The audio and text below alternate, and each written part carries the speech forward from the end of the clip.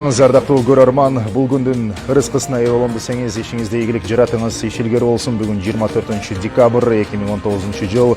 Өлкөнүн башкы маалыматтык каналы Ала Тоо 24 түз эфирдеги көрсөтүүлөрүн улантат.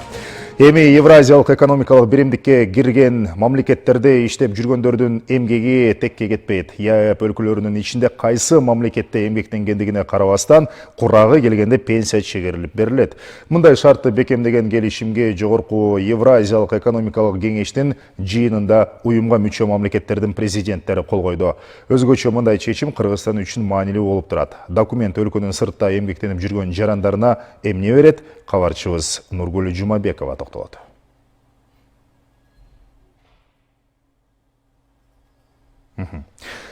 Мына ушул багыттагы сюжетке биз бир аз убакыттан кийин назар салабыз. Азыр болсо мына ушул багытта биз маек куруу үчүн студияга Кыргыз Республикасынын социалдык фондунун төрагасы Медер Ирсалиевди чакырганбыз. Медер Эсенкулович, саламатсызбы? Студияга кош келиңиз.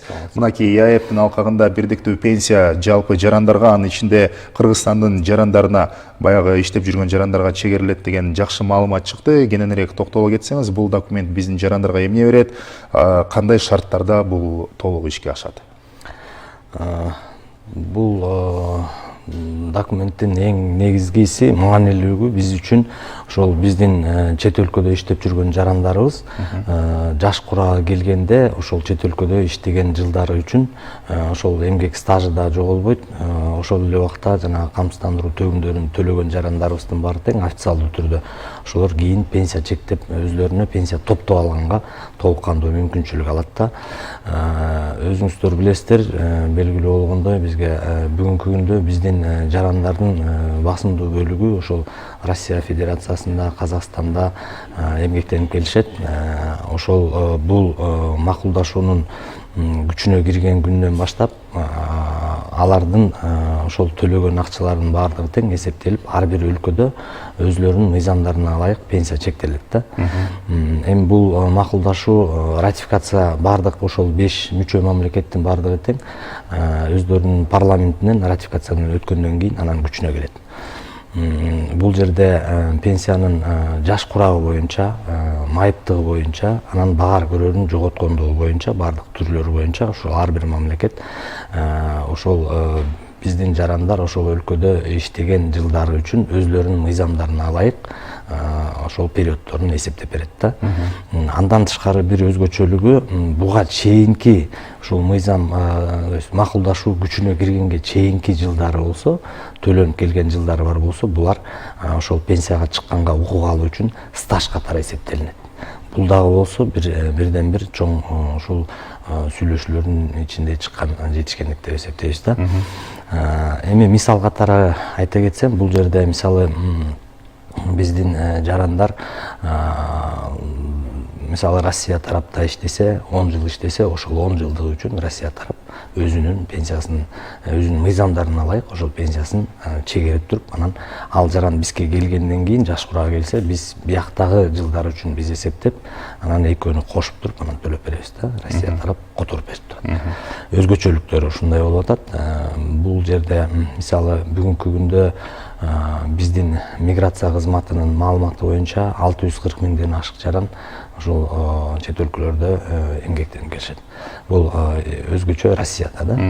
Анан Россиянын тараптын берген маалыматы боюнча булардын жеке эсепке алынган биздин жарандар 240 миңден ашык жаран легалдуу түрдө, официалдык түрдө ошо төлөп иштеп келишет. Келишим негизинде. Келишим негизинде.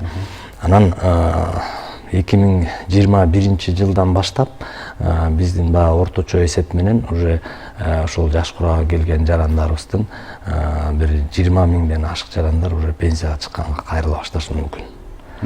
Ошол 1 жылдык стаж эсептелиниш керек да. Ошол төлөп которуп берүү үчүн 1 жылдык стаж болуш керек. Ошол 1 жылдык стажды 2021-22 жылдан баштап уже жаш курагы келген жарандарыбыз кайрыла баштайт. 96 жылдан берки иштеп жүргөн жылдары үчүн төлөнүп жүрсө, булар баягы эмгек стаж катары кабыл алынат. Буга чейин ал стаж кабыл алынчу эмес. Эми бул мыйзам макулдашуу күчүнө кирсе, мунун баары ошол эмгек стаж болуп кабыл алынып баштайт. Демек, буга чейин дагы Россия Федерациясынын же болбосо башка ЕАЭПке мүчө мамлекеттердин аймагында иштеп келген эмгек мигранттары болсо, жарандарыбыз болсо, аларга дагы ушул механизмдин негизинде чегерилеби пенсиялары?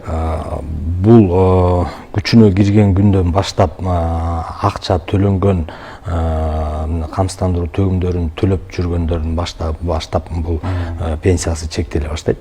Акчалар эсептеле баштайт. Күчүнө кирген күндөн баштап. Документке кол коюлгандан баштап. Ооба.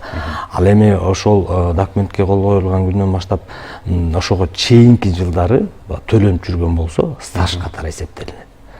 Бул да бир өзгөчөлүк да. Мисалы, мурун адам иштеп жүргөн киши 20 жыл, 25 жыл стаж керек болсо, ошонун буга чейинки 10 жылы Россияда иштеп жүргөн болсо, буга чейин ал алынчу эмес.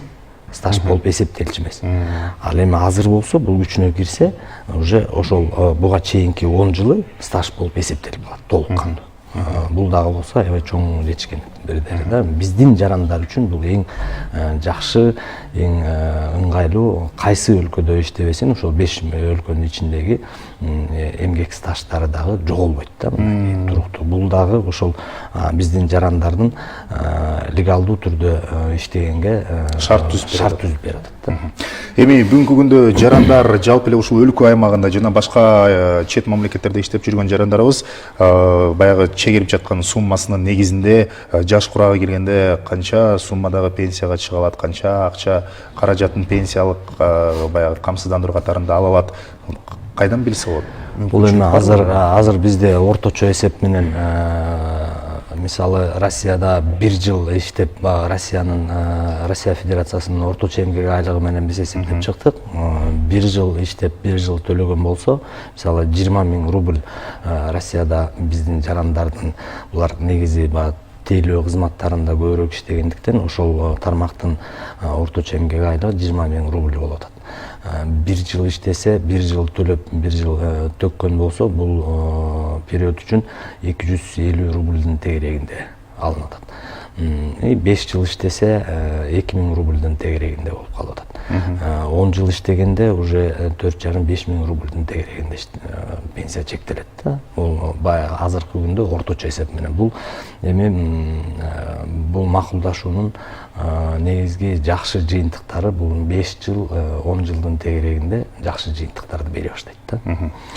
Ал эми биздин жарандар бүгүнкү күндөгү биякта иштеп аткан жарандардын келечектеги пенсиясын кандай өзлөрүнүн ошол жеке эсебинде кандай каражаттары бар, биз өздүк электрондук кабинет быйыл 1-июлдан баштап күчүнө кирген, азыр иштеп атат. Ошол жака кирип толук маалыматты алса болот. Ал үчүн бир жолу социалдык фондко келип, райондук аймактык башкармалыктарга келип, арыз жазып, анан жана электрондук ачкычты алыш керек да. Электрондук ачкычты алгандан кийин толук кандуу укугу бар, ошол өздүк кабинетине кирип, канча акча каражаты бар, канча инвестициялык кирешеси бар, ошонун баарын, келечекте пенсиясы канча болот, ошонун баарын карап алганга толук мүмкүнчүлүк бар. Эми мына ушул электрондук кабинет деп калдык. Негизи саналык тештирүүнүн алкагында Кыргыз Республикасынын социалдык фонду кандай иштерди аткарып жатат? Мынакей буга чейин эфирден тышкарыдагы айта кеттиңиз, 2 жаран буга чейин тарыхта болгон эмес. Сиздердин социалдык фонддо атайын электрондук негизде дагы катталып турушат деп. Бүгүнкү күндө ушул биздин электрондук өздүк кабинетке 13 000ден ашык биздин жарандарыбыз катталып, ошол күнүмдүк маалыматтарды алып атышат. Андан тышкары мен айтат элем, ошо жана жогоруда биздин тарыхта биринчи жолу деп айтсак болот, 2 пенсионерибизге электрондук түрдө пенсия чектеп бердик. Бул эмнени түшүндүрөт? Бул ошол 2 пенсионер электрондук түрдө өздүк кабинетке кирип туруп бизге арыз менен кайрылган. Болгон документтердин баардыгын тең ошол электрондук түрдө каттап ошого киргизип коюшту. Биз аны алып, карап, текшерип, толук бүт документтердин баардыгы шайкеш келгенден кийин азыр бүгүнкү күнгө чектеп бердик. Бирөөсү январь айында жаш курагы келет. Азыр даяр турат, уже төлөнүп баштайт. Бирөөсү болсо ошо февралдын башында жаш курагы келет. ал дагы төлөнүп баштайт. Ошо 2 жаранга бул экөө тең ошол социалдык фонддун аймактык башкармалыктарына басып келген жок. Үйдө жатып, ошо электрондук түрдө пенсияны чектегенге мүмкүнчүлүк алды. Түшүнүктүү.